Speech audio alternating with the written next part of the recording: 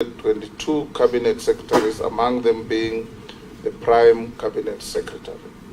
In this regard, the Office of the Prime Cabinet Secretary finds its constitutional basis under Article 152(1)(d) of the Constitution, and the nominee, if approved, will be one of the Cabinet Secretaries.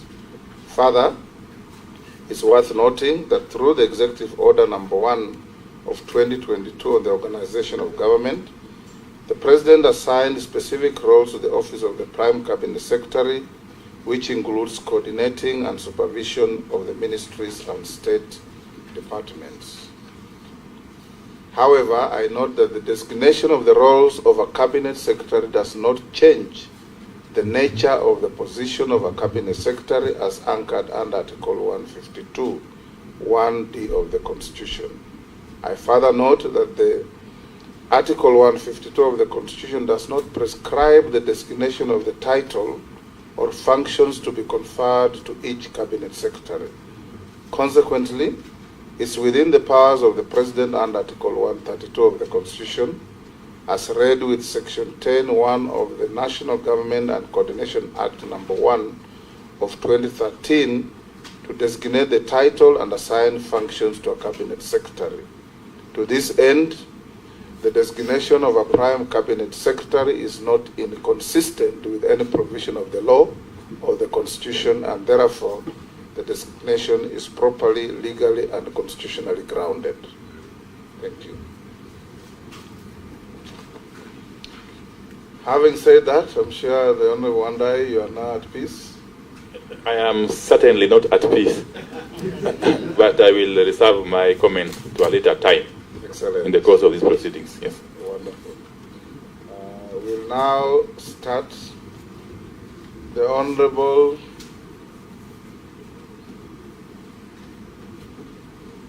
I now introduce to you the first nominee to appear before the committee, the Honorable Wycliffe Musalia Mudavadi, who is sitting before you.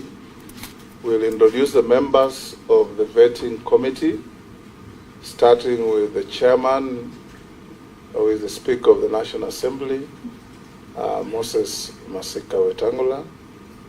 I'll now invite the members to introduce themselves, starting with the leadership, sitting on my left. Thank you, Honorable Speaker. My name is Kimani Shongo, Member of Parliament for Kikuyu, the Leader of Majority. My name is Opio Wandai, MP for Ugunja. Thank you. My name is Honorable Junaid Mohammed, Member of Parliament for Suna East and Minority Region. Good morning, members. My name is Owen Baya, Member of Parliament for Kilifi North and Deputy Leader of Majority. Good morning. My name is Robert Mbui, Member of Parliament for Kadiani and the Deputy Leader of the Minority Party. Mheshimiwa Mkami. Good morning. My name is Rehab Mukami, County MP, Nyeri. Good morning. My name is Ferdinand Wanyonyi, Member of Parliament, Kwanza. Good morning, George Gitonga Murugara, MP Tharaka. Morning, Chair. Honorable David Kosing, MP Okosau. Good morning, Honorable Speaker. My name is Abdul Rahim Dawood, MP for North Imenti, Meru County. Good morning. My name is Honorable Mishimboko, MP Likoni Constituency, a member of this committee. Good morning. My name is Nelson Arab Koech, Member of Parliament, Belgut Constituency. Morning, Chair. My name is Caleb Amisi, MP Saboti. Morning, Dido Raso, MP Saku. Morning, Abdi Shurie, MP Manapana. Good morning, Mary Emase Otucho, MP Teso South. Good morning, MP Matungulu, Stephen Mule, a member of this committee. Good morning, I'm Gikaria David, a Member of Parliament, Nakuru Town East Constituency. Good morning, Naisula Lesuda, Member of Parliament, Samburu West Constituency. Thank you. We have our team from the Secretariat led by the Clerk of the National Assembly. I'll invite her to introduce her team.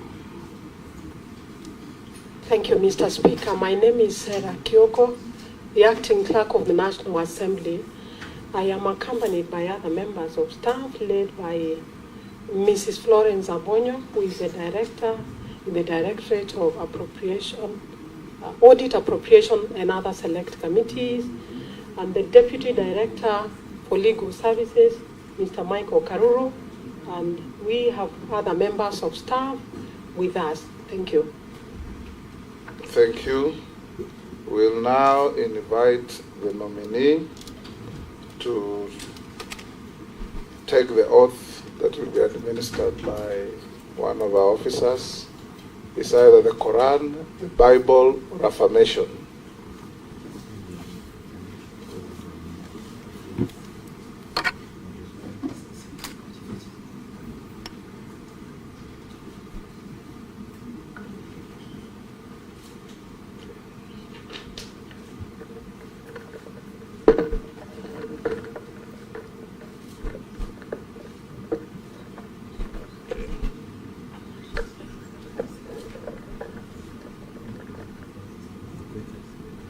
I, Wycliffe Musalia Mudavadi, do hereby solemnly affirm that I shall testify on all matters in question and tell this committee the truth, the whole truth, and nothing but the truth.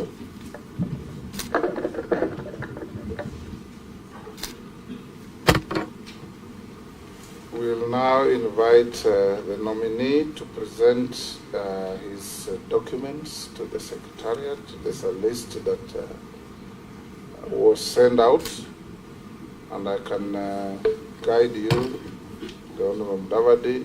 The first document is compliance with tax obligations from KRA.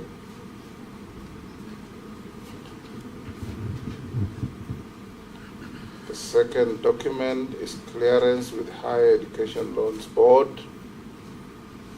that you don't owe the public any money in that institution.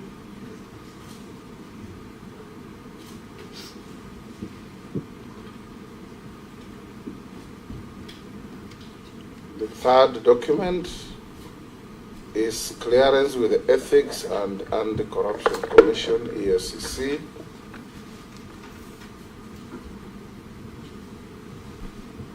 The fourth document is Certificate of Good Conduct.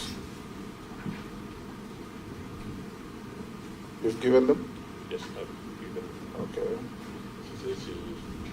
The fifth is a question to you. Have you ever been charged and convicted in a court of law for a criminal offense? No, Mr. Speaker. Third, have you ever been adversely mentioned in an investigatory report of a parliamentary committee or commission, and if yes, do you have any details? To the best of my knowledge, nothing in the last few years. Are you a dual citizen of Kenya and any other country? No, I'm a Kenyan citizen.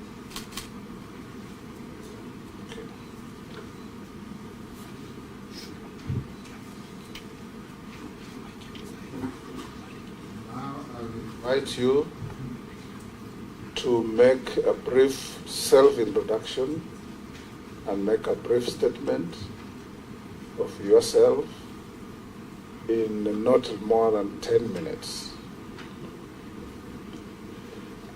Thank you, Mr. Speaker, and also Chairman of the committee, and all honorable members of this distinguished committee.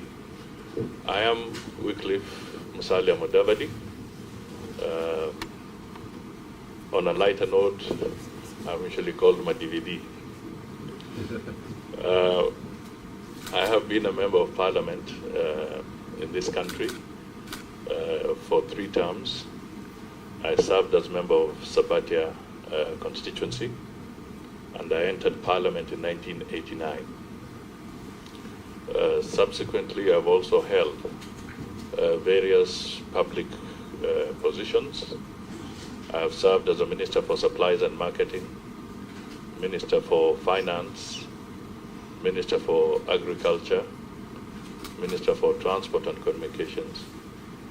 I have also served as Minister for Local Government and Deputy Prime Minister. I have also served a short stint as a Vice President of the Republic of Kenya. Mr. Speaker, I've also been a member of leading political parties in this country. I was a member of KANU. I served as chairman of Kakamega branch and Vihiga. I have also been a member of the ODM party, where I was up to the level of deputy party leader. And at the same time, I have served as vice chairman of KANU. I've also been the party leader of the UDF party and the Amani National Congress, and now I am part of the Kenya Kwanza coalition. That is a profile, Mr. Speaker. But I think just coming to the issues at hand, first of all, I just want to say through you that I am honored and privileged to appear before this committee so that we can talk about the kind of people and the kind of vision that is required to be able to make Kenya a better place and to improve on the governance and democratic processes of our country. Mr. Chairman, I will also, through this committee, extend my appreciation to the President of the Republic of Kenya, Dr. William Samoei Ruto, for having seen it fit to nominate me to this position of Prime Cabinet Secretary. Mr. Speaker, we have just come out of an election as a nation, and the country is facing several challenges. So I take this initial appearance as being very critical so that the country can exit from the election mode and start looking at serious service delivery to the people of Kenya. Mr. Chairman,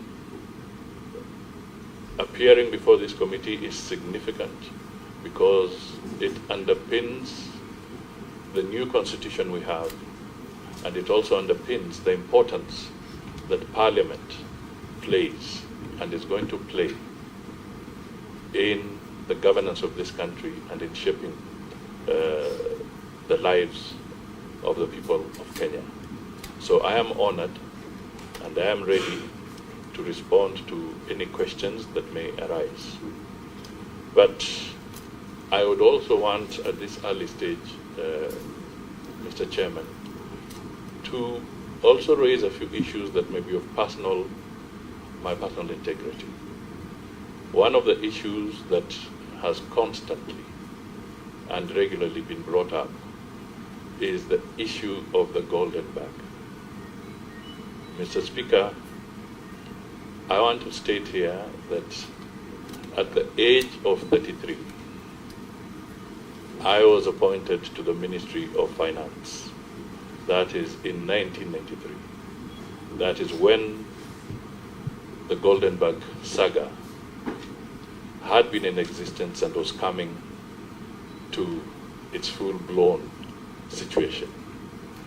This was really a scheme where the intention of government in terms of export compensation scheme went sour and it was misused, and it cost the country a lot of damage and expenses. Mr. Speaker, I took up the role of dismantling the network of the golden bag hydra. There are so many issues to this, and subsequently, Mr. Speaker, there was even a judicial commission of inquiry under the government of President Mwai Kibaki when he was elected.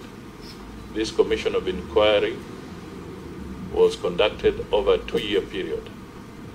And Mr. Speaker, I just wish to draw members, and I'll be availing the document here, the report of the Judicial Commission of Inquiry, specifically to page 220. There's a paragraph there that is very distinct about me, I think paragraph 589, which clearly brings out the details and exonerates me and even lauds me for having been the individual that stood firm and scuttled and dismantled the Goldenberg scam. That is one issue that I would like to bring up front. The other issue that I would like to bring up front, Mr. Speaker, Chairman, is that when I was in the Ministry of Local Government, there was also an issue about the cemetery scam. This is an issue that entailed overpricing of land by the City Council of Nairobi at that time. There were allegations that threw issues on me. Yes. Chairman, I totally agree with the honourable member on the trajectory, but I wanted to indulge the Speaker, the Chairman, that at this session, at this point, the minutes you gave is just for self-explanatory introduction. Yes. We will come to those issues in due course, Mr. Speaker. Let him wind up. Yes. Thank you. I'll wind up. Thank you. Thank you, my friend. I just want to state that that matter, again, was dealt with. It went through the courts, and after investigations by the relevant agencies, those who were culpable were tried and convicted, and I was not one of them. So, Mr. Speaker, I just want to state that it is important that these issues hopefully will come to rest as the details come out. And I want to assure the members of this committee that it is my intention to work very closely and cooperate with the National Assembly, with the legislature, in ensuring that we have a better country. Thank you. Thank you for sticking to your 10 minutes. You have actually taken less. A few questions before we open you to members of the committee. Have you at any time held any position in a political party? Yes, Mr. Chairman, I have. Which is? I have, the most recent one was being party leader of the Amani National Congress. Are you still the leader? No, Mr. Chairman. Have you ever been dismissed from office for any conflict between personal interest and public or official duties? No, Mr. Chairman. Have you ever been adversely associated with practices that depict bias, favoritism, or nepotism in the discharge of public duties? No. Would you tell this committee your financial net worth? Mr. Speaker, yes, I would comment on that. If I take my investments in shares in various, in some companies, and also the properties that I own, I would put my net worth at about 4 billion shillings. 4 billion. What are your current and anticipated sources of income? Mr. Speaker, rental income, dividends, where I have the shareholdings, and also interests, and of course other expenses that come from the farm. Honourable members of the committee, I'll now open the hearings to the committee. Basic rules that we agreed on. Questions must carry decorum, no personal issues, no parochial issues, and the nominee, you answer all the questions through the chair, so that you don't say, I'm answering on the Wandai or on the Junet. All questions are asked collectively as a committee through the chair. I'll give the first shot to the Honorable Kimani Ichung'wa. Thank you, Honorable Speaker. Honorable Speaker, the Honorable Musalia mudavadi. As we proceed, you keep your eye on that clock. When it says 0, our time will be up. Thank you, Honorable. 10 minutes to 0, we will give the nominee an opportunity to make some closing remarks, some closing statements. Thank you, Honorable Speaker. Honorable Musalia, on your page 4 of the document that you submitted on self-declaration, you indicate on potential conflict of interest that you have none. And the question that follows after that is for you to explain how you would resolve any potential conflict of interest. And looking at your net worth and the schedule that you have submitted, I see you have interest in an aircraft and exclusive air services. You have property on Riverside. I believe this is what you're getting rental income from, and other office space that you have also indicated, 3 properties, offices owned by Triton Limited. Supposing the government of Kenya that if you are approved, you'll be serving under, list any of these properties, or one of the government institutions wanted to use this aircraft that you own, would that portend potential conflict of interest, and how then would you deal with that? Mr. Chairman, clearly there are procedures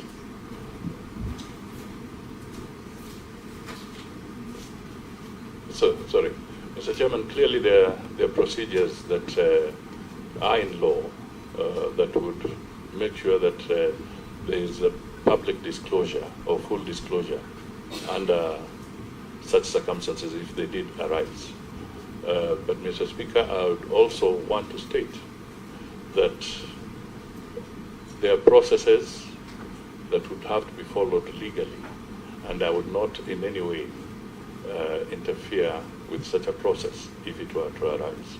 Secondly, I would not use my position in public to try and interfere with that. I would really stick to the issues required in terms of integrity as required by law and the Constitution, so that any conflict that would arise would then not have to arise.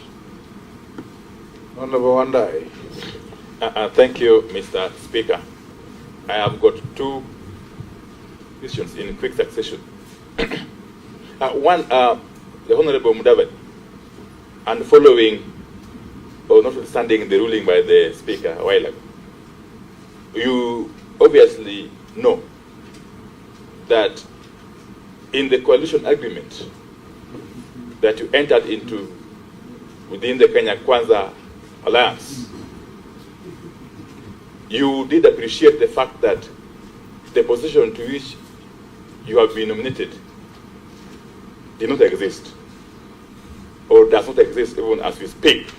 And that's why in that agreement there was a commitment that within 30 days a legislation shall be introduced in Parliament to provide greater legal clarity on the position, roles and functions of Prime Cabinet Secretary. That is at Article 21K of that agreement. I happen to have gone through it in the House after being tabled by my friend Honorable Kimani Ichung'wa. It goes ahead to say that the legislation to be introduced shall amend the National Government Coordination Act to include the office of Prime Cabinet Secretary as proposed herein to the existing structures under the aforesaid Act. Do you understand?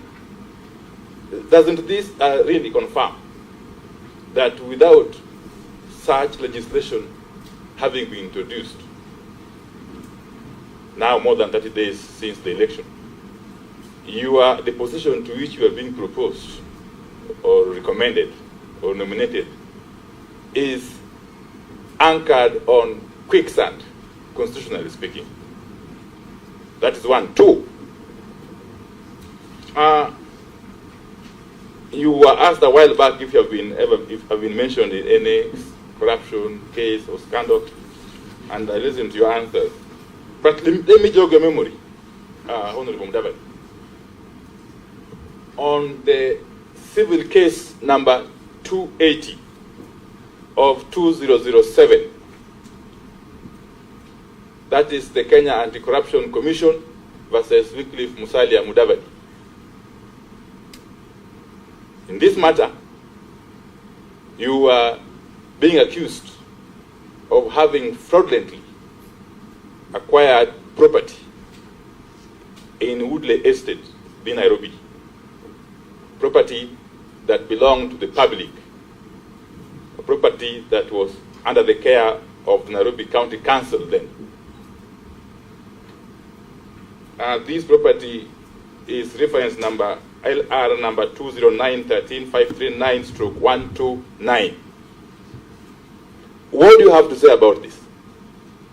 And if indeed it is true that you participated in what Kenyans would love to call grabbing of public property, public land, how does that sit with the requirements under Chapter 6 of the Constitution? That if by any chance you are approved, you will be swearing to protect and adhere to. Thank you. Thank you, Mr. Chairman. I'll start with that very point. This is the Woodley Estate. Woodley Estate is a property that belongs to the county government of Nairobi. And I want to put it very clearly here that I stayed in Woodley, and our family has always had that premises. Now, I want to put it on record that to this day, we pay rent to the county government of Nairobi. At no time has that property ever been transferred. I want to put it on record here that the ethics or the Kenya Anti-Corruption body at that time went on a tangent that they had not verified the facts. I ended up also seeking legal redress for defamation on their part and for them having given out misleading information. Mr. Speaker and Mr. Chairman, as we speak today, the same property belongs to the county government of Nairobi, and we pay rent. I will not be paying rent for a property that is personally mine. And therefore, I was not involved in any land grabbing whatsoever. The records are there, and I can request that even this committee can go further and seek whatever evidence they wish from the county government of Nairobi on that particular issue. And hopefully it will also be put to rest, because it was, in my view, a witch hunt at that time. Mr. Chairman, I also want to say that it is on the coalition agreement. It is true that the founding members of Kenya Kwanza, that is Amani National Congress, a party that I belong to, but I'm no longer the party leader, the Ford Kenya, Mr. Chairman, you happen to be a member of that party, and of course the UDA party, headed by the President of the Republic of Kenya. We did enter into a coalition agreement, which we submitted to the Registrar of Political Parties, and it is a valid legal coalition document.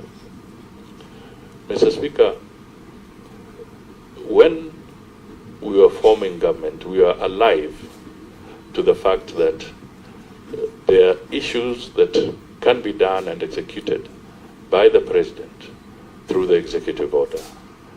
And these are now being manifested through Executive Order number 1. Now, the streamlining and clarity that we spoke about would be those that will help in refining the mechanisms of coordination of government.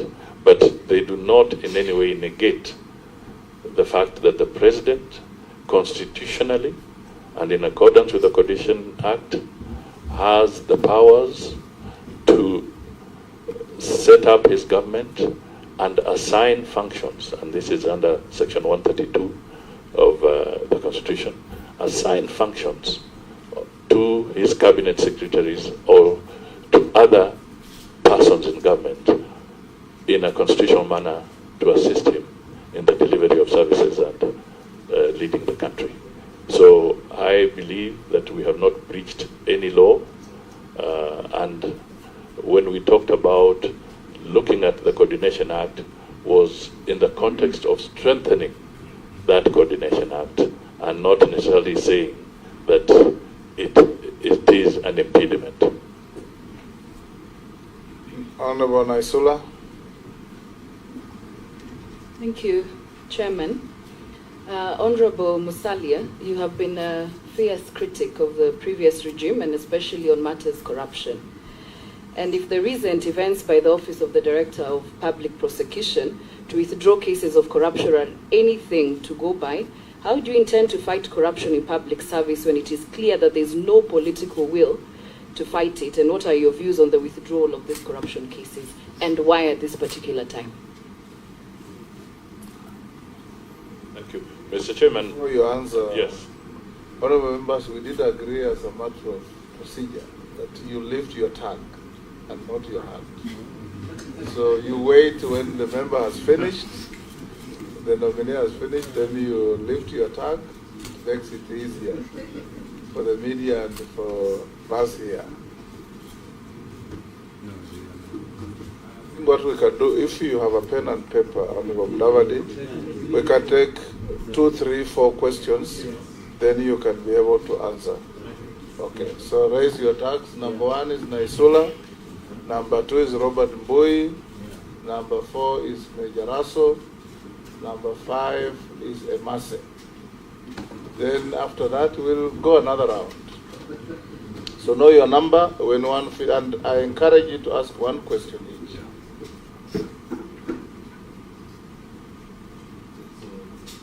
So I can deal with that one first, and then we come to the second. Yeah, deal with that, then the rest will follow in the manner we have given the numbers. Thank you, Mr. Chairman. I would like to say that, first of all, I need to appreciate, and we all ought to appreciate, that the Office of the Director of Public Prosecution is an independent office, and we have no oversight over that office. It is independent and it makes its own decisions. So the details and circumstances of why he would drop cases, I think that office would be best suited to respond to it directly. But going forward, I think one of the things that we want to point out is that in the fight against corruption, I think we should move away from any attempt to weaponize or to try and use such battles against corruption for political purposes. So, Mr. Chairman, I am so refrained to comment in detail because, as I said, the DPP office would be best suited to respond to this. But I think going into the future, it should be clear that whenever we are dealing with corruption, we must avoid anything that is a witch hunt, anything that is politically instigated, and we must be sticklers of the law. And going forward, I think what is important is through Parliament to see how independent institutions within the justice system, and of course those that handle other matters, are properly resourced so that they can do their work without any fear or favor whatsoever.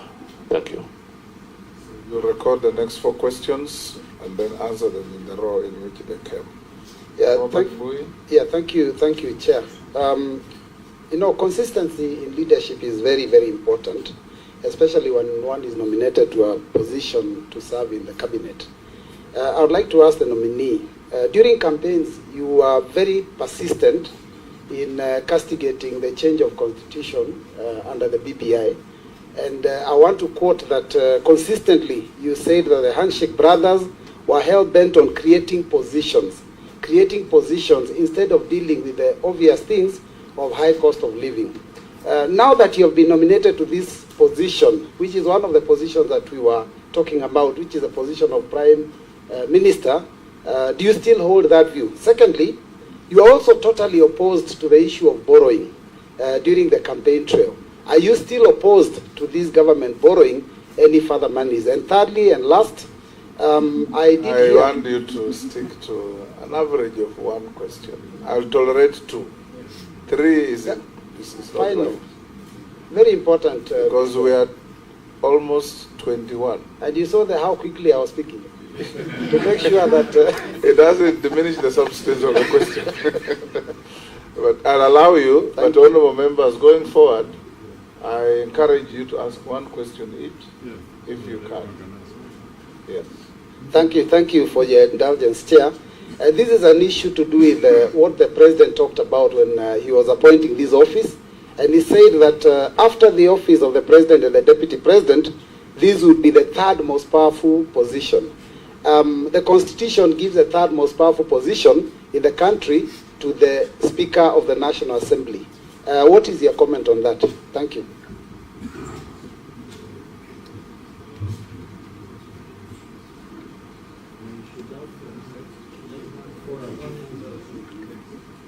The next is Raso.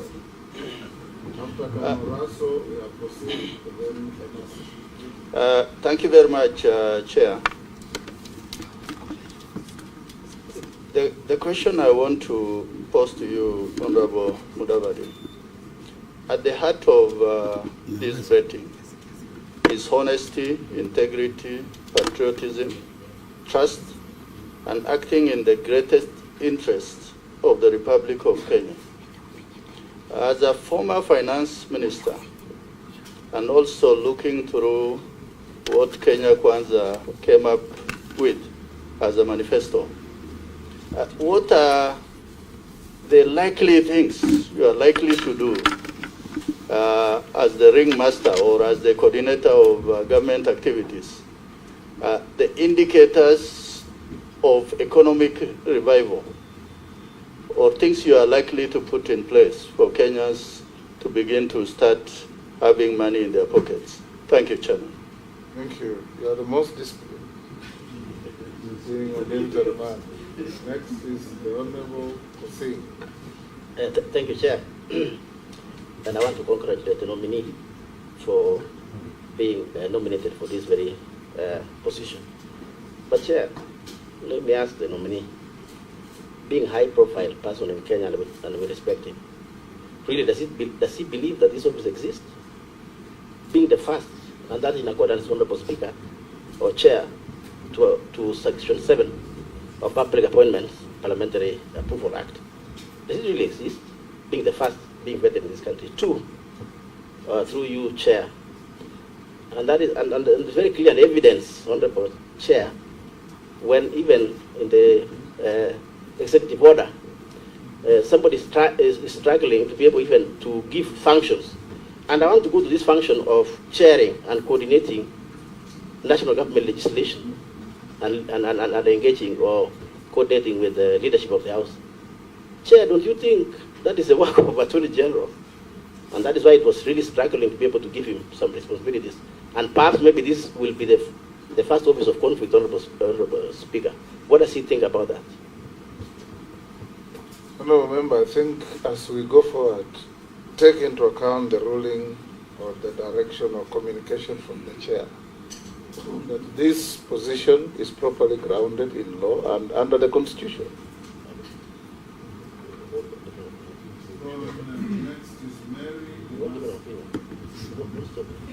When you finish, you switch off your microphone, please. Thank you, Mr. Speaker. Honorable Mudavadi, there is a general perception that the duties of the Prime Cabinet Secretary are similar to those of the Deputy President.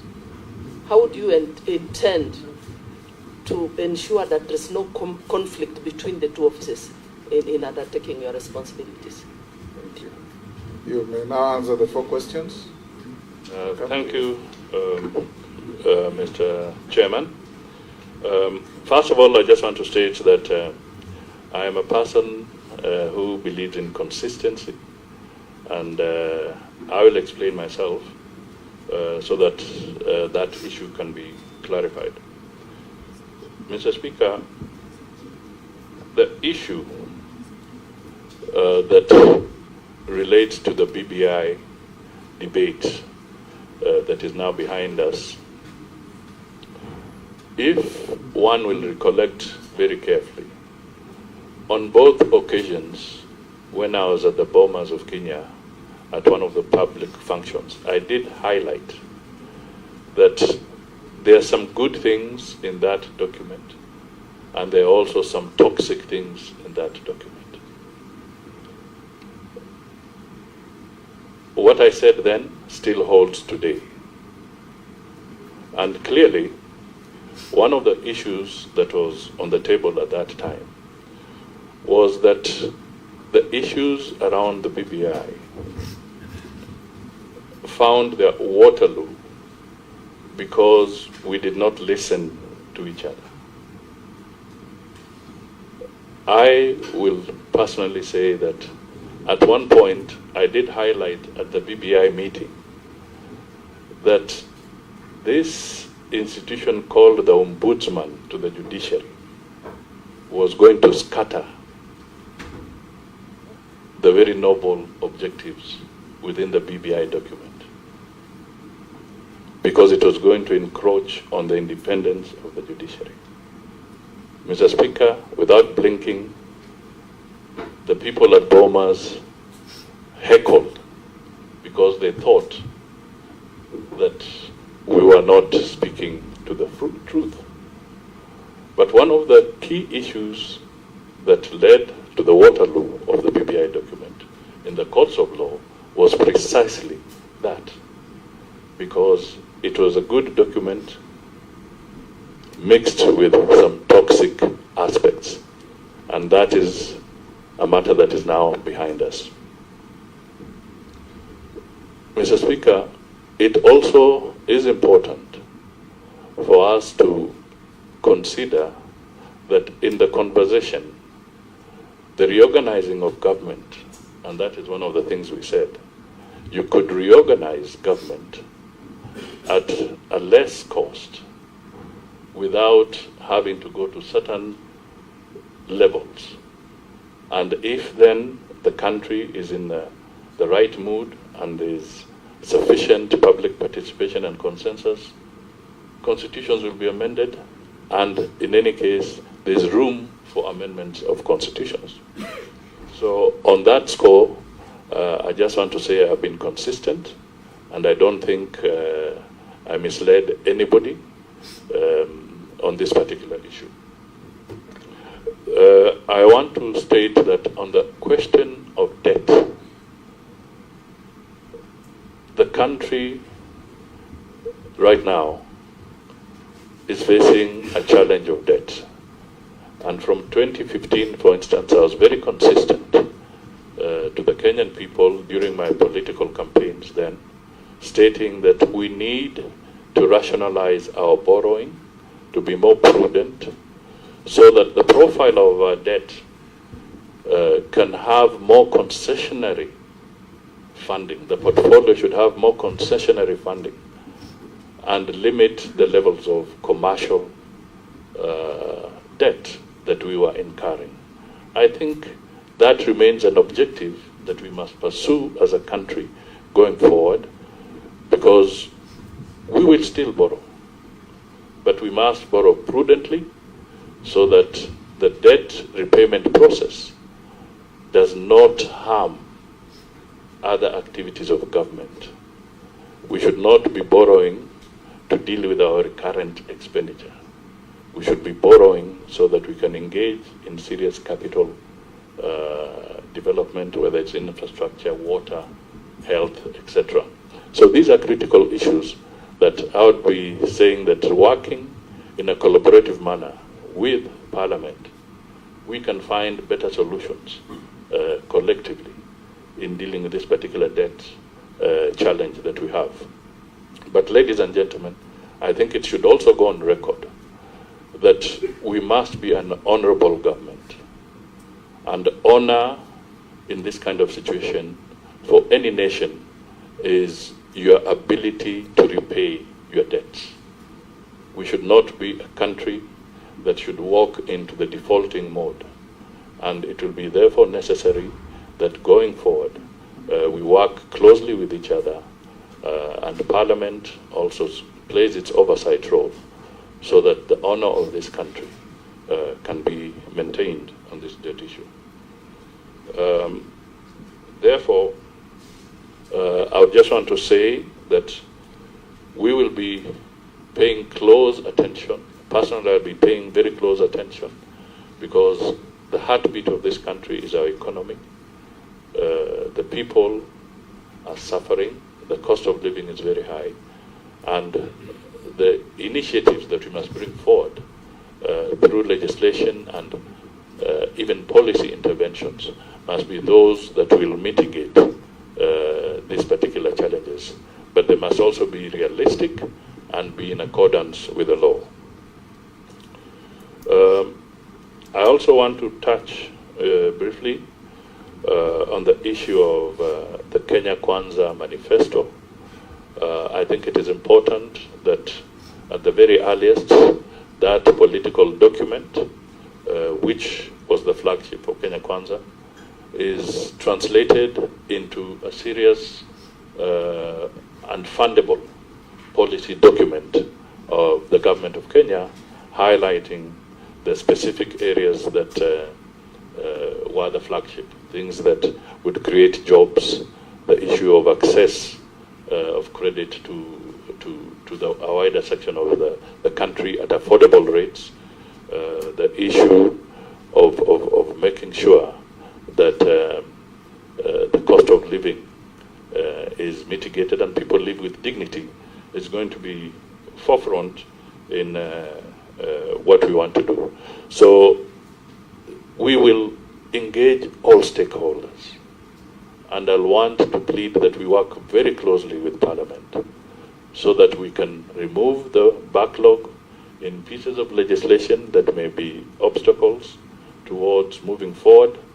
We'll be open to also listen to ideas and even support legislation that will come for the benefit of this country from the opposing end of our chamber, because we have one nation and we have to work together collectively to find solutions. I also want to state that the AG's office, Mr. Chairman, is the primary state legal advisor to the government. And they have a lot of other functions that they also deal with. Now, when we say that my office will be providing greater liaison, Mr. Speaker, Mr. Chairman, this is important because we live in a political world. We want to be able to have greater collaboration, greater interaction, greater consultation, so that those of us who then will be interacting quite a lot with the general public on some of these issues from the executive viewpoint can have the right interface between Parliament and the people as we move forward. There is no intention whatsoever, and I have been in public office for a long time, to say that we can use up the role of the Attorney General. We shall be very careful But it is important that that political aspect of it is brought forward more effectively than in the past. We must have more robust consultation, Mr. Chairman. I also want to make it very clear that we want to bring a whole of government. We want to bring that cohesion. We don't want to operate in silos. We don't want to be territorial. And I think this speaks volumes in the functioning of government. I think part of our problem sometimes is that somebody says that this is my boma, and I don't want anybody else to be part of this boma or to be in this boma. I think that is dangerous going forward if you want to work together as a nation and to have a coordinated government.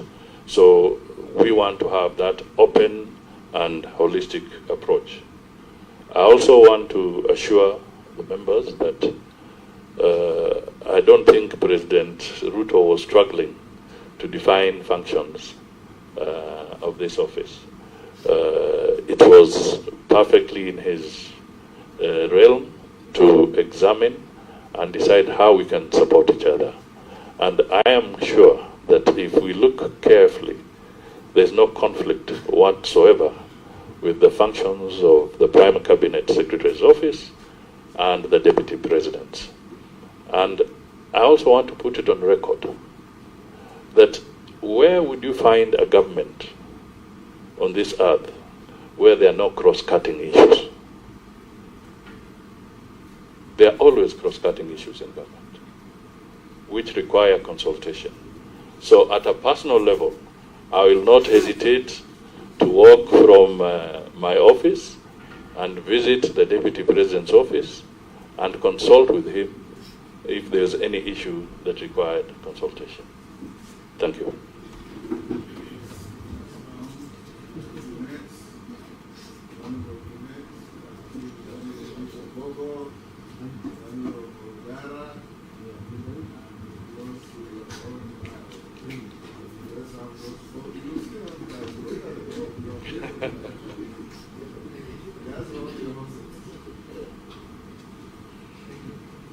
Thank you, Chairman.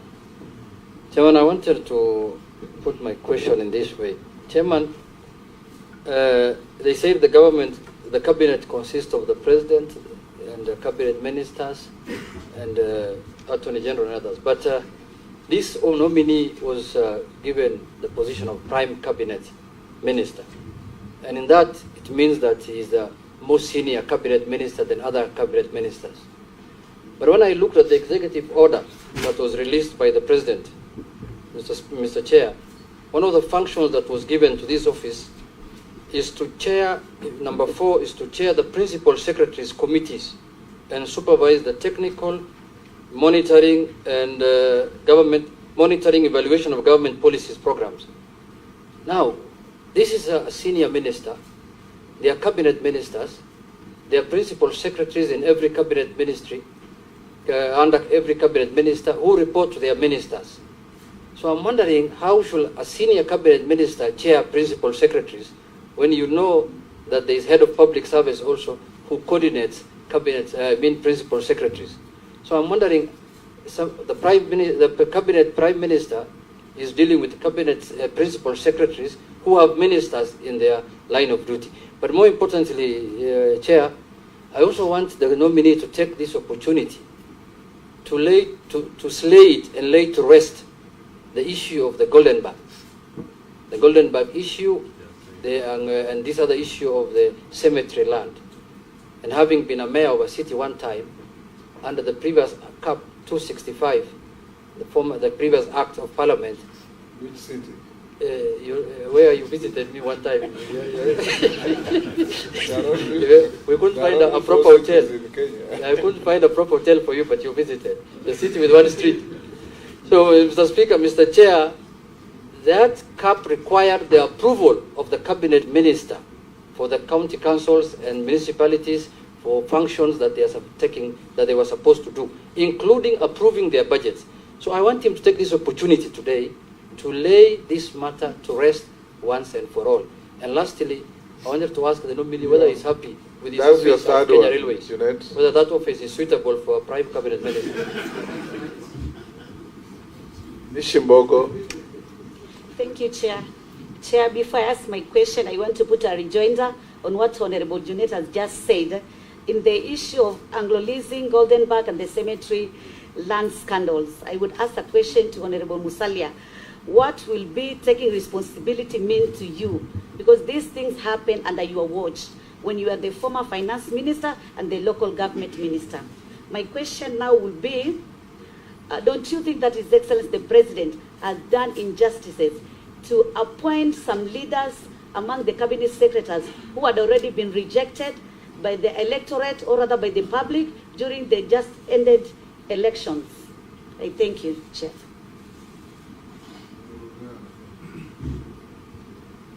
Thank you, Mr. Chairman. This is to the nominee. Under Executive Order number 1, one of the functions that has been, or one of the roles to be played by your office is that of coordinating the legislative agenda of the government with the parliament. This is where actually it comes into conflict, or it's supposed to be in conflict with the role of the Honorable Attorney General, but it's clarified that it is coordinating the legislative function between the legislature and the ministries. And in most cases, ministries deal with the subsidiary legislation. We have seen ministries making laws, subsidiary laws, which are known as delegated legislation, which are so inconsistent with the other laws that it has taken Parliament a lot of time to actually do away with most of those regulations. That is called annali, and this is done through the Committee on Delegated Legislation. As the coordinator of that function, how do you propose to deal with laws made by ministries when they are brought to Parliament, so that we do not have to spend a lot of time annulling, but should actually be passed for purposes of enabling the government to function properly? Owen Baya. Thank you, Speaker, Chair. Honorable Musalia Mudavadi, taking your experience in economics and having served as Minister for Finance in this country, looking at this country, the cost of living is very high. We have issues of the subsidies in fuel and unga and all that.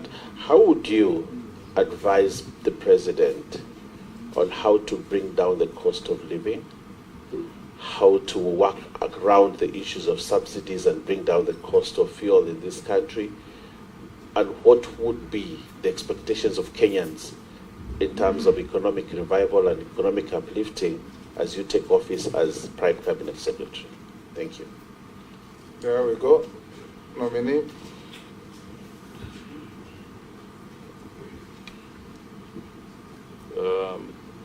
Thank you, Mr. Chairman. I just want to state the following. That when we look at the functions of the Prime Cabinet Secretary, as envisaged in Executive Order number 1, the whole aspect of coordination, technical evaluation, monitoring of programs, policy formulation, and even projects, Mr. Chairman, I think working with the principal secretaries is going to be a very, very important function of this office. It is important for us to acknowledge that principal secretaries are the accounting officers. They are the ones who go into the detail of financial disbursements in their respective ministries. So to me,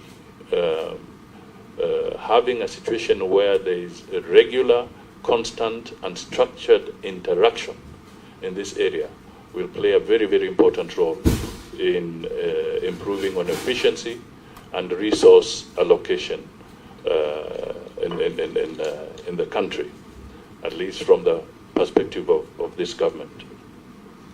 So I do not feel in any way that this is a demeaning role. I think it is not. No Kenyan, no office is too small in this country. We need to pay attention to the detail. We need to develop a structure where clear data, clean data, will become the driving point for our decision making across the board, policy formulation, resource allocation. We need accurate data.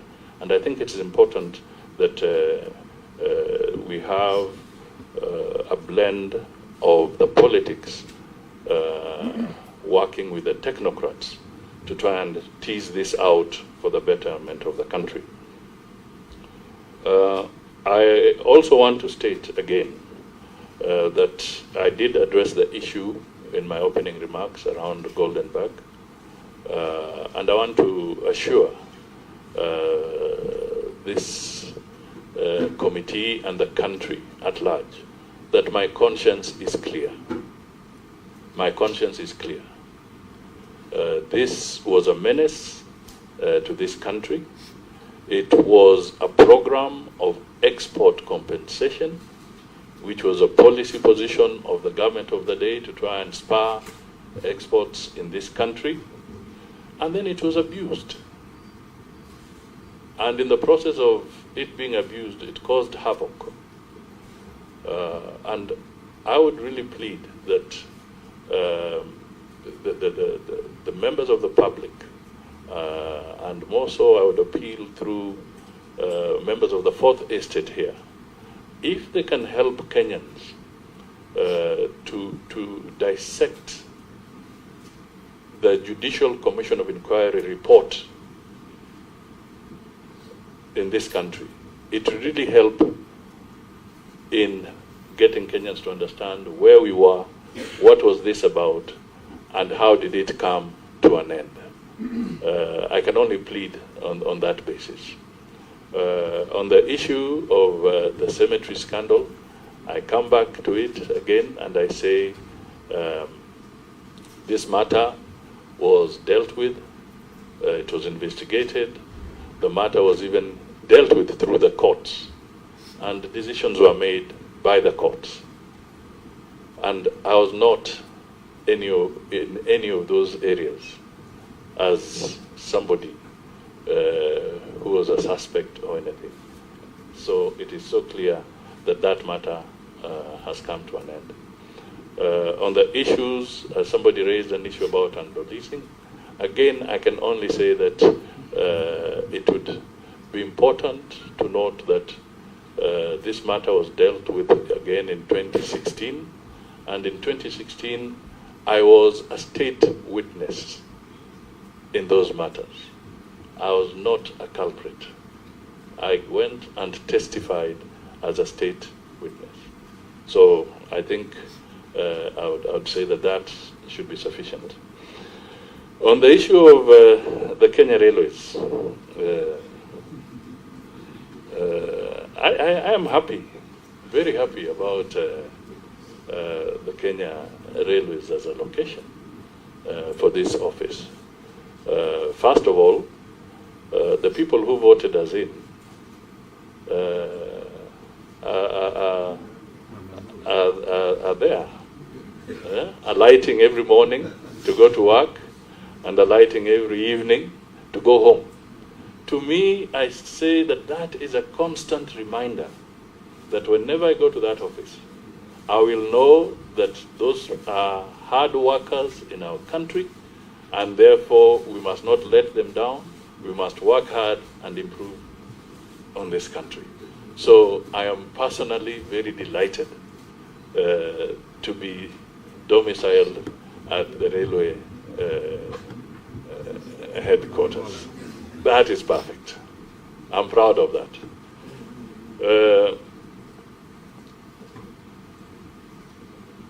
Mr. Chairman, nominating people who may have contested in elections and maybe not succeeded to take up public offices is not an offense.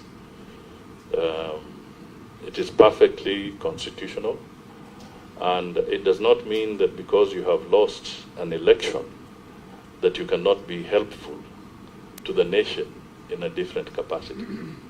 I am sure we sit here, there are those who are from the Kenya Kwanza realm, and there are those who are from the Azimio realm. People made their decisions, but here we are sitting as this committee by right and beginning to work together towards what is good for the entire country. So I don't think we should discriminate against any individual who may not have succeeded in one situation from taking up an assignment in another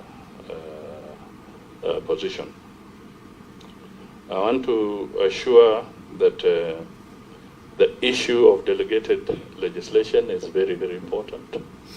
And that is why we are putting more emphasis around this need for coordination and liaison and cooperation within ministries and also with greater interface with the National Assembly, and particularly those that will also handle not just all legislation, but even that delegated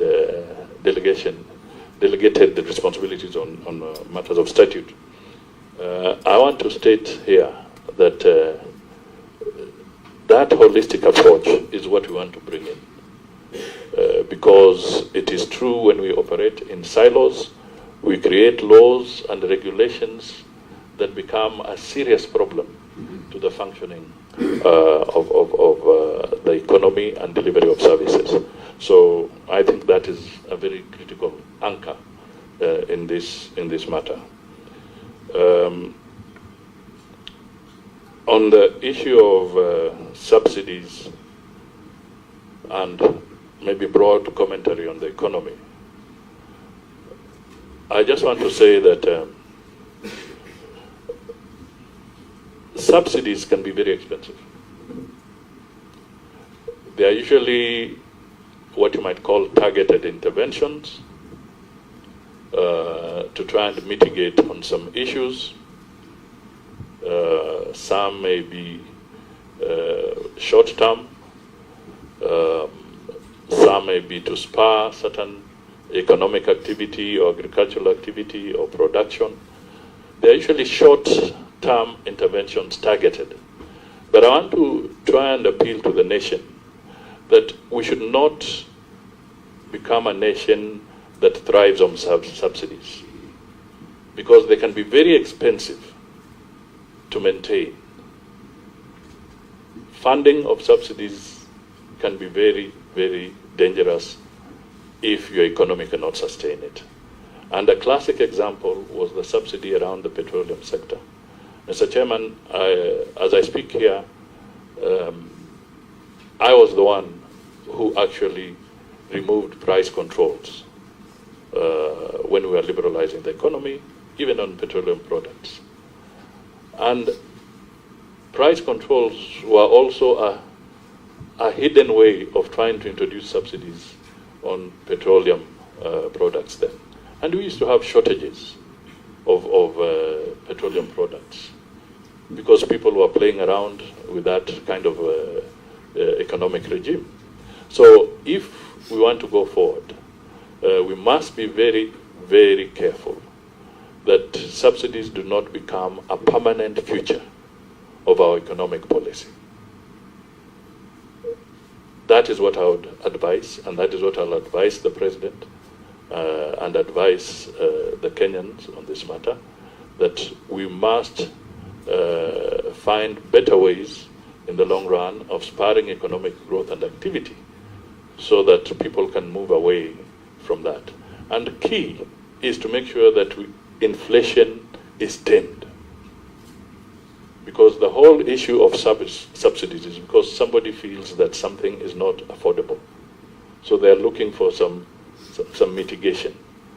But ultimately, if as a country we can fight and contain inflation, then the urge for subsidies will become less as we go ahead. So I didn't want to make this too much of that, but I was just looking at it as a generality and as something that we need to pursue. Thank you. Thank you. Daud, the Honorable Daud, the Honorable Mukami, the Honorable Mule, the Honorable Koech. There's still another round. Thank you, Chairman, Mr. Speaker. First of all, I want to congratulate the nominee, Honorable Mudavadi. Honorable Mudavadi, you've been a minister for local government and you've been in the executive for many, many years. And during your time, prior to the devolution system being in place, there was a sessional paper which you signed off. That was a sessional paper on devolved government under the Constitution of Kenya. And in that sessional paper, 7.3 and 7.5, it talks about the process of intervention, where intervention would be needed in the devolved system of government, and where it states that intervention would be for 90 days and not more. What I want to ask you, in your personal opinion, because you were the author of that document under you, do you think that the devolved system of government has worked as anticipated with regards to revenue and service delivery? And as well as, do you think that under the devolved system, the national government should take over any functions which are assigned to the county government, and NMS was established by the national government, which had 2 years under its wing? Do you think that do we need as a national government to take over any other county in the same manner as NMS? Because if it is possible, then is it 90 days? Because I know that's not your purview, but because being a minister for local government for all those years, and in being in the executive, would you advise the president to do what you have suggested in that document? Second question would be for the state corporations. Please, Mr. Speaker.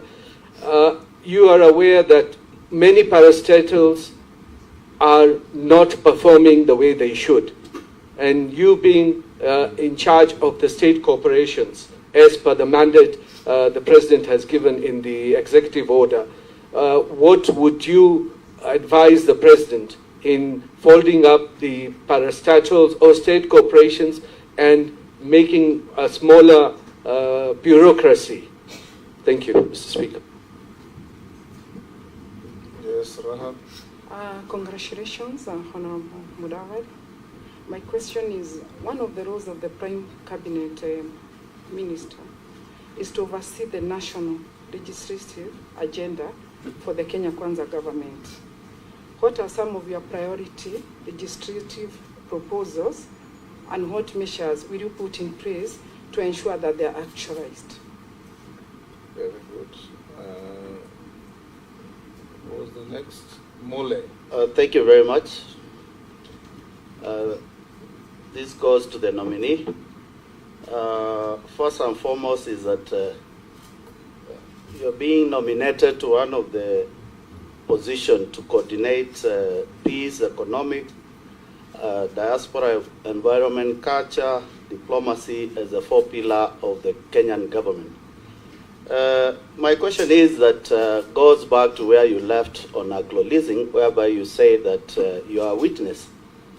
But is in a public domain, the former CS, Chris Obure, indicated to Judge Ann that you did a letter yourself, which he received on 9th of May, the year 2002, during that hearing, whereby you sought direct procurement of equipments for Postal Corporation of Kenya, and indicated that was the intention of the government to refurb that corporation.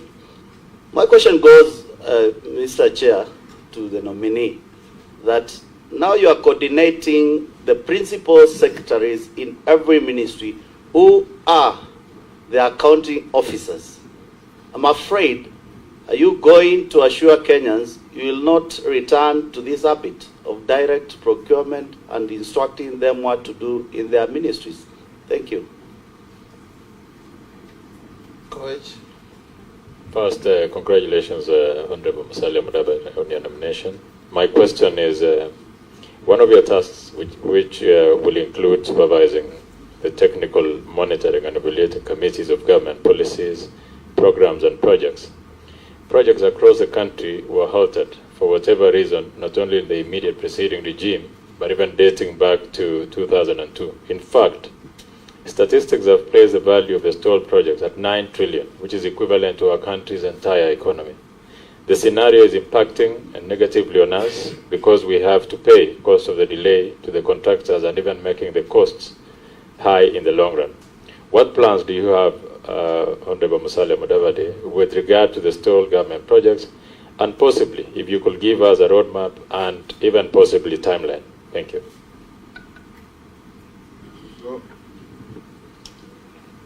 Thank you, Mr. Chairman. I'll just start with the issue of devolution.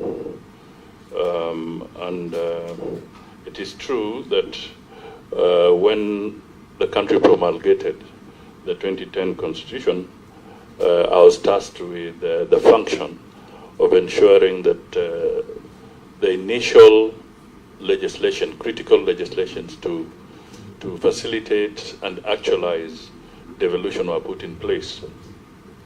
Now, there is the issue of when can the national government perhaps intervene.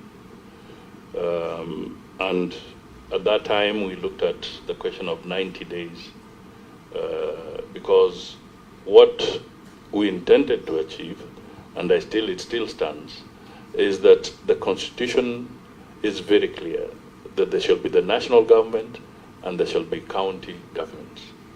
And any intervention cannot be permanent. An intervention to undertake some corrective measures must be limited, targeted, so that the rights of those people in that county can be restored and they have the ability to govern through their county governments. That is why the intervention period was limited. The issue that we have seen, as in the case of the NMS, all I can say is that maybe we have to wait for the report of the Auditor General at the end of the day to bring out the details of how this particular intervention was run or conducted. But the initial findings that may be in the public domain is that the NMS itself has left a debt of almost 16 billion to the county government of Nairobi. And the nature of how they went in is such that they may not have followed proper procurement procedures along the line. But without casting any ill motive or on any particular thing, I think the report of the Auditor General will be very helpful for us to really discern the experiences of NMS in Nairobi, and also then be able to guide Parliament, guide Kenyans, and guide the county governments on any future interventions, because this is a learning process. We have had devolution now for 10 years. You may notice that even now there is no need, in my view, to have a ministry of devolution, because these are entities that are constitutionally provided for, and they should not be interfered with by the national government, but there can be collaboration, and there are mechanisms through the intergovernmental relations legislation that Parliament passed. There are ways that this can be done. On the issue of state corporations, there are many. I think we may be having almost 300 plus state corporations. So that is a portfolio that seriously needs to be looked at very, very critically. And I know this is one of the functions that will fall directly within my purview. And I can say that we will build on, we'll pick up from the reports that are there. There was the famous report by the Abdul Qadir Committee. That is a report that has very useful suggestions on the way forward. But I'll also be saying that, and to also touch on part of the legislation agenda, I will really want to request Parliament to actually just reflect and realize that the privatization program in our country of some of these state corporations has actually stagnated. It has not been moving at all. And I would be calling on yourselves and other critical stakeholders that this is dialogue that we need to have, so that one of the urgent pieces of legislation to kind of accelerate the process of reforming these sectors or the parastatals, that law be urgently be looked at and proper consultations undertaken so that some changes can be made there to improve efficiency and to also disengage the government from areas where losses continue to be incurred, and yet that particular entity may not be necessary to continue holding on to as the government of the day, because those are public resources. So these are critical areas. Each of these institutions will have to be looked at from a sector viewpoint and also from its individual viewpoint, and it is important that professional advice is really brought to bear in reforming the state corporations. So I've talked of an example of that as one critical piece of legislation. There are legislations that we will have to look at. If we are going to have a hustler fund, it is important that the legal framework be determined quickly. We have to look at what are the existing funds. Are we duplicating? And if you're duplicating, what are the implications? So all these, as an example, would be again a critical piece of legislation to help in actualizing this process of providing greater access to credit by all Kenyans. There are laws that will be necessary, and I want to also appeal laws that will help in dealing with wastage and misuse of resources. These are critical areas that we can review together, and my target is to have legislation that will, to fast-track legislation that will also unlock the economic potential of the Kenyan people, whether in agriculture, whether in manufacturing, whether in trading. So these are the areas that I think we need to look at so that we can have institutions or private sector that is generating jobs as rapidly as is necessary. I want to state that in the issue of diplomacy, we as a nation, will have to look more and more to economic diplomacy. Mr. Chairman, I can speak here while looking at somebody who has been the head of our diplomatic missions, business in the country for some time. But economic diplomacy is going to be very critical. What are our interests? We must quickly see how we can benefit from areas like the African Continental Free Trade arrangements. We must look seriously at enhancing our presence and our footprint within the East African Community region, whether you're bringing in the DRC, South Sudan, and how we can network. We must also play a very significant role, because for economic diplomacy to work, there must be peace in this region. So we must be more aggressive in dealing with the issues around Somalia. We'll have to be more aggressive in dealing with the issues even around South Sudan. And I can give an example. For instance, there's a road that the government of Kenya, with its partners, want to push all the way to Southern Sudan. But there is an issue right up there between Kenya's border and South Sudan that requires urgent political resolution, because that road is supposed to link.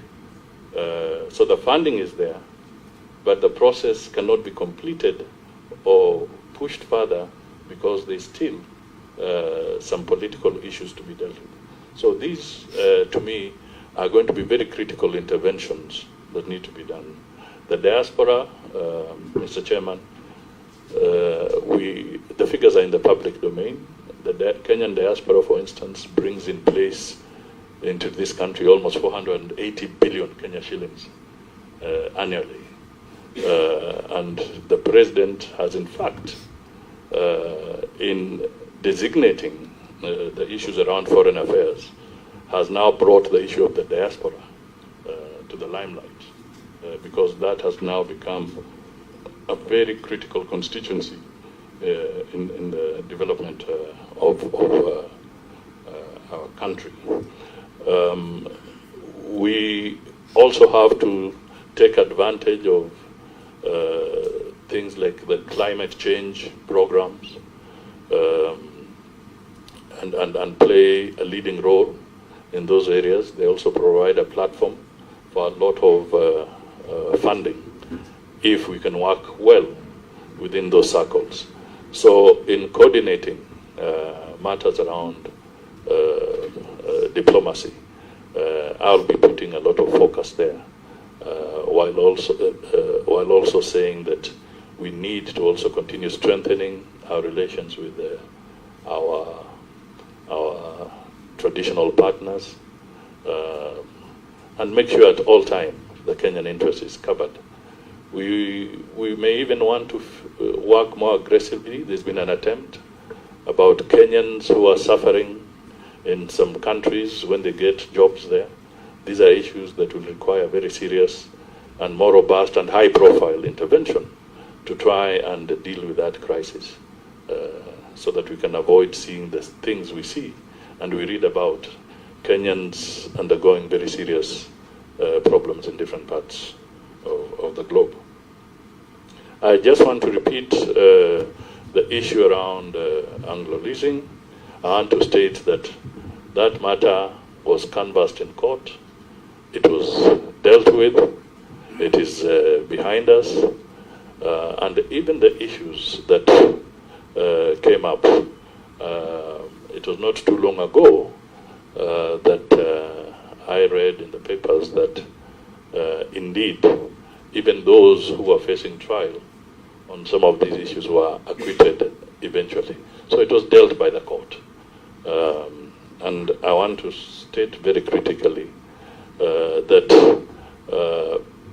ministers, or for that matter cabinet secretaries, do not engage in procurement.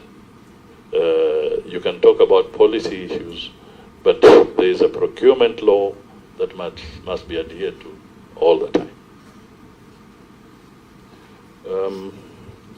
The halted projects or stalled projects, this is a crisis, and hence that very important committee of PSS and all the technical people, because we need to have a clear audit of these projects.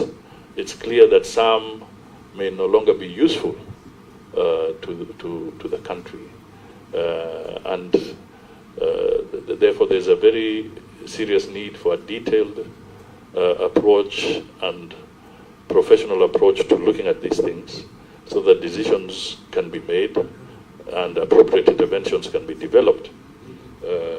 And this also brings to question the serious issue of pending bills in this country, because very many businessmen, contractors in our counties, you know them, some have been crippled because they have never been paid for years. They are suffering. They have families, they have employees, they have loans in banks, but they've been crippled. So as we deal with this issue of stalled projects, one critical issue that we must also address fairly and in a balanced way will be the issue of pending bills in our public entities. The Honorable Caleb Misi, the Honorable Ferdinando Wanyonyi, the Honorable Shurie, and the Honorable Gucema. In that order. Thank you, Chairman. Chairman, the problem of asking the last, you find I hope that you are looking at the clock. Yeah. The problem of asking the last chair is you find all your questions have been asked before. But nevertheless, I've been looking at your CV, Honorable Mudavadi. You were a minister in 1989. That time I was 3 years old. You were Minister for Supplies, Marketing, Minister for Finance, Agriculture, Information, Transport, Vice President. In fact, I remember vividly when you were the Vice President, you presented a check to me to go to Starehe, presented by Kenyans living in US. And now, serving my second term in Parliament, I'm here vetting you for a position that is still mesmerizing Kenyans. Does it portray you as a man who lacks ambition, or is it lack of option? Because you are going to be in a position, head of a cabinet. Kenya is an ambitious nation in the community of nations. We want to portray as an ambitious man who is at the head of the cabinet, the head of head. Look at this history that spread in 30 years. Does it portray you as a man who does not have ambition? Thank you.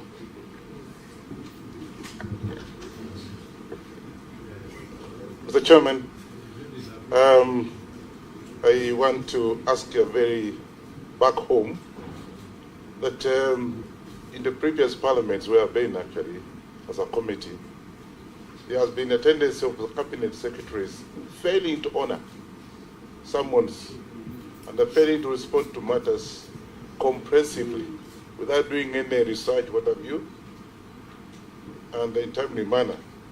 In your role, how will you ensure that the cabinet secretaries actually attend the committees and sometimes come to parliament?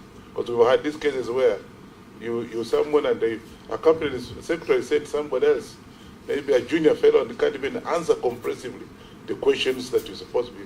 So are you going to ensure that that is done properly? Secondly, the Speaker, I want to ask a question that is important in agriculture.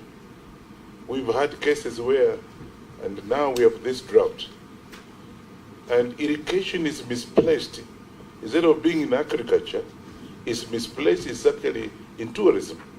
It's under blue economy.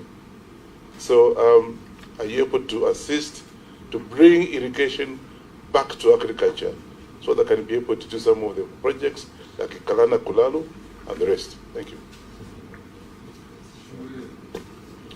Thank you, Chair. I wish to ask the nominee, how does he want to cultivate a relationship and a good working relationship between institutions that oversight the government, e.g. Parliament and the Office of the Auditor General, with his office and being the Prime Cabinet Secretary together with his cabinet? Thank you. Kikaria. Thank you, Speaker.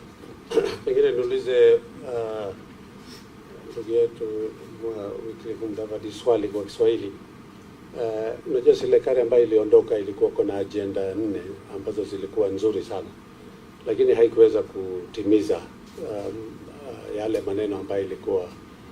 So serikali ya Kenya Kwanza iko na mambo 5 ambaye italete, na Mkenya wa kawaida ambaye umesema na unampata pale railways anakutazamia wewe katika ile position umepatiwa kuweza kuadimika kwa mambo ya ukulima, mambo ya the micro, small and medium enterprises, mambo ya nyumba, na nyumba tu si nyumba ya kulipizwa, ni ile nyumba ya mortgage ambaye Mkenya ataweza kupata shelter, pengine mambo ya healthcare na hii mambo mengine, creative economy. Wewe katika ile nyafu umepatiwa, ni njia gani utaweka mikakati kuonyesha mambo haya yatatimika na Mkenya asiwe tena atakuwa ni mambo ya kungoja kama ile the big 4 agenda ambayo iliwekwa na serikali iliyopita na ikuweza kutimiza? Asante. Yes, Honorable Mudavadi, the clock is ticking. You can quickly answer those questions. Okay. Thank you, Mr. Chairman. I'll start with the issue about ambition. You know, there's Shakespeare, and in his book Macbeth, he made reference to how you should manage your ambition. He called it vaulting ambition. If you can have vaulting ambition and you're not careful, as you try to jump onto the horse, you will land on the other side of the horse. So I am a very pragmatic person. I am ambitious. That is why I'm sitting here. I am ambitious. But it is also important that we manage our ambition as we go forward. That is absolutely critical. And I would like to say that if I'm strong and I'm capable and I'm in good health, I think I should bring my experience in public life to bear for the people of Kenya to benefit from it. And that is why I'm sitting before this committee to present myself in that manner. I just want to say that any cabinet secretary that will be avoiding summons of parliament will be doing so at their own peril. Because parliament is so essential, it's so important, and it is absolutely necessary that we develop a respectable and collaborative approach when working with Parliament. I've been in Parliament myself. Some of you may be sitting exactly where I'm sitting in a few years' time, going through this process. And to me, we must cultivate a culture of respecting institutions that have been provided for in the Constitution. That is the hallmark of a good nation. So my view is that I will not hesitate to encourage members of cabinet at all times to make sure that they respect the summons of Parliament and work very closely with Parliament. In fact, perhaps I can also take this opportunity to say, to appeal to the broader Parliament through this committee that perhaps as we amended, as we go to our 2010 Constitution, there was one very critical thing that we may have done in haste in those days, but perhaps through the appeal made by the President, and I join myself on that appeal, that it may be useful that perhaps you can reflect on the standing orders to bring in even greater accountability from the executive on how they conduct their activities, so that the issues of policy and whatever can be answered ana kwa ana by some of these people if need be. So that is something that may be looked at. I would also just want to say that it may be also very useful,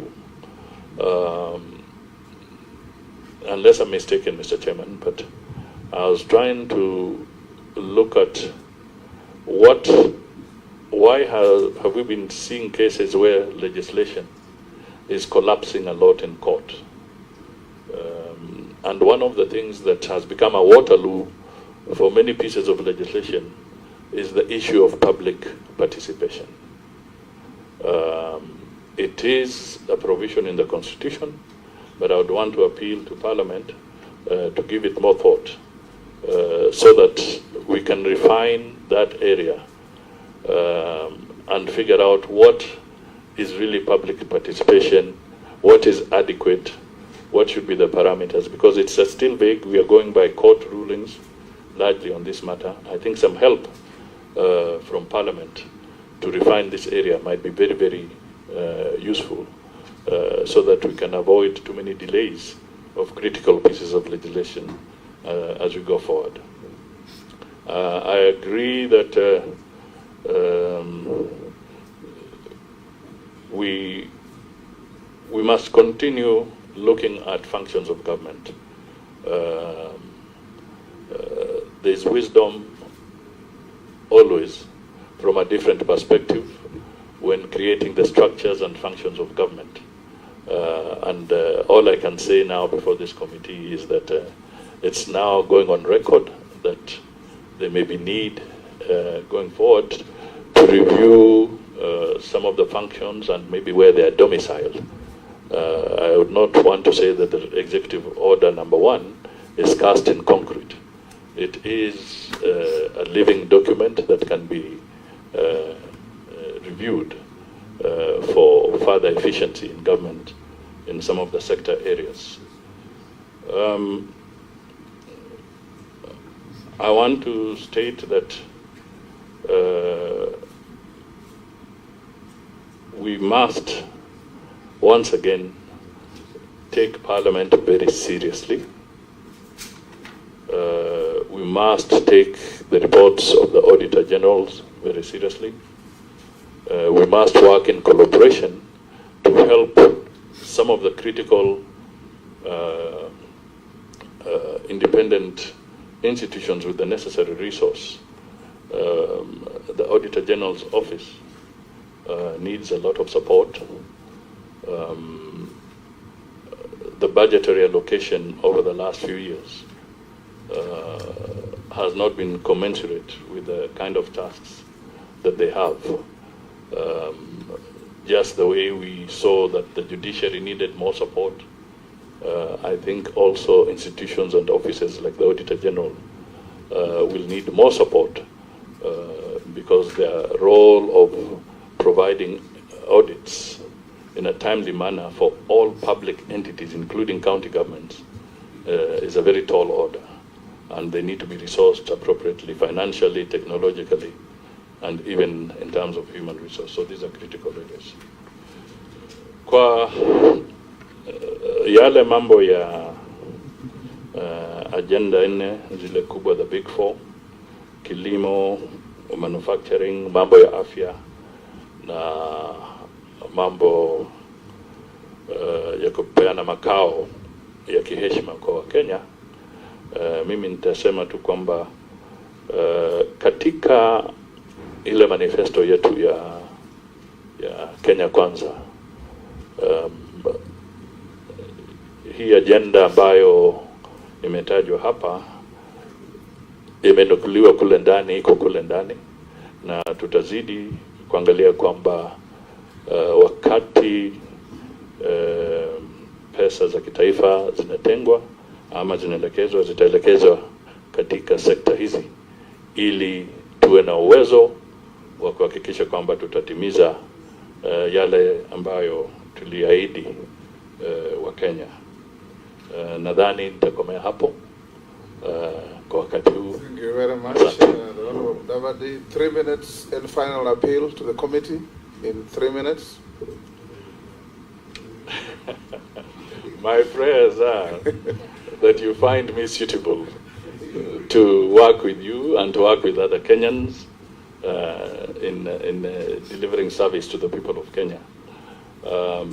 I just want to emphasize that in my role, I want to have a very strong interface with Parliament so that we can find common solutions. We are all there to help the people of Kenya, to serve them, and we cannot serve them by being isolated and living in silos. We must be able to cross the aisle and talk to each other.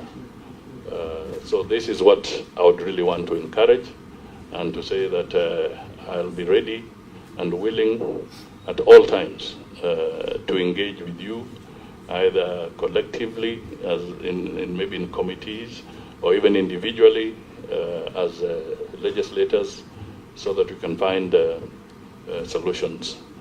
The final thing I would urge is that we should also remind Kenyans that the challenge ahead of us is very, very serious.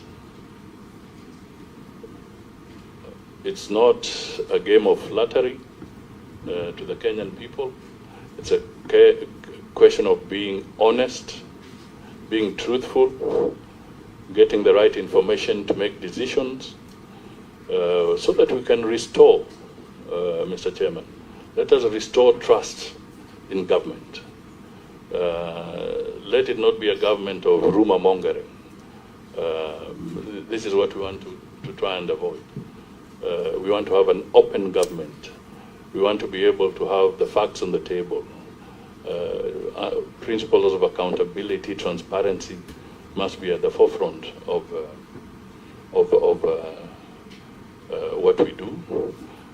And also, when looking at the budgets, I would just help that plead with the Parliament that help us to eliminate something that I kept on calling in my campaigns as budgeted corruption.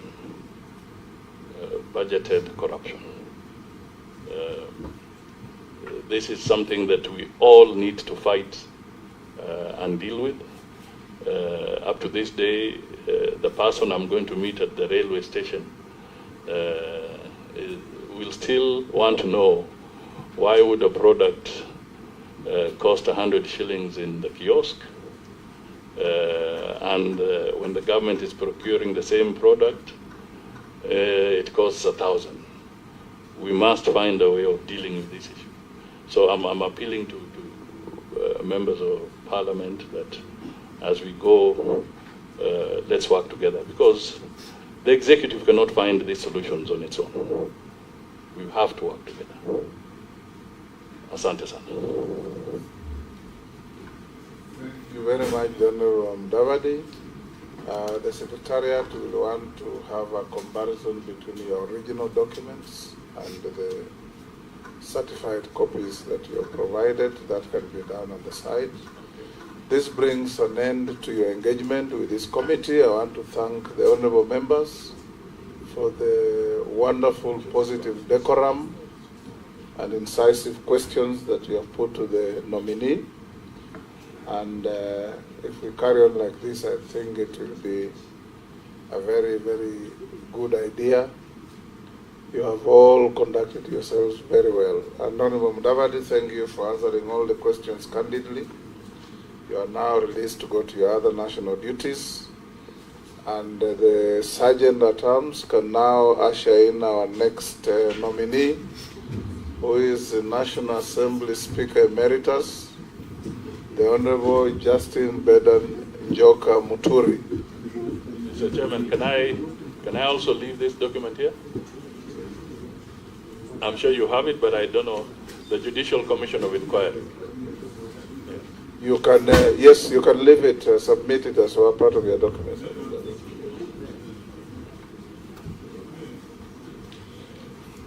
Bring the Honorable Muturi in 5 minutes so that members who are walking out to ease themselves or to have a cup of tea can...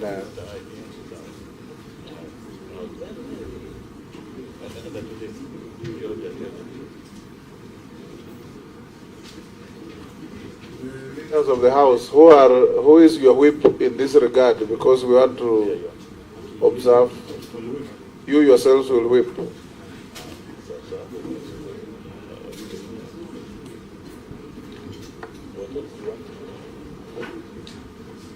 You want a complication? You want any complications?